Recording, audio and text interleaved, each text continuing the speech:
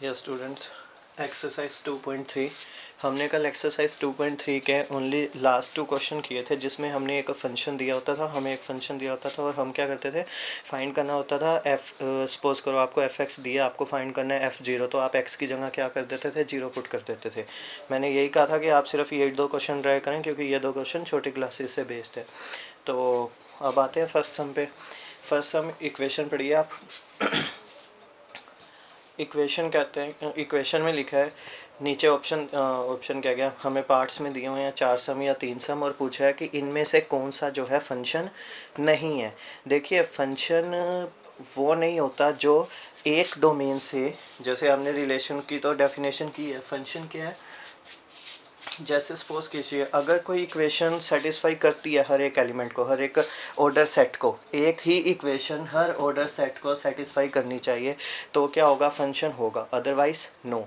और इसके लिए और भी अगर शॉर्टकट में जाना है तो एक सिंपल, अगर हर ऑर्डर पेयर का पहला मेंबर अलग अलग है, जैसे इसका ऑर्डर पेयर का फर्स्ट मेंबर ए हो, सेकंड वाले ऑर्डर पेयर का फर्स्ट मेंबर बी, थर्ड वाले ऑर्डर पेयर का फर्स्ट मेंबर सी, और चाहे यहाँ पे कुछ भी हो, चाहे सेम हो चाहे अलग अलग हो, कोई फ़र्क नहीं पड़ता। अगर पहले मेंबर अलग अलग है तो वो क्या है, फंक्शन है।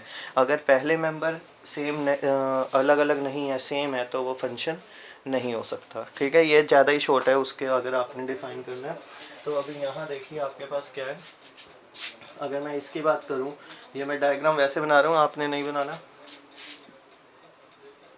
इसका पहला मेंबर 2, अगले का 5, इसका पहला मेंबर 8, इसका पहला मेंबर 11, इसका 14 एंड इसका 17, और सेकंड मेंबर सबका ही क्या है, 1, और सबका एरो इस पे आ रहा है।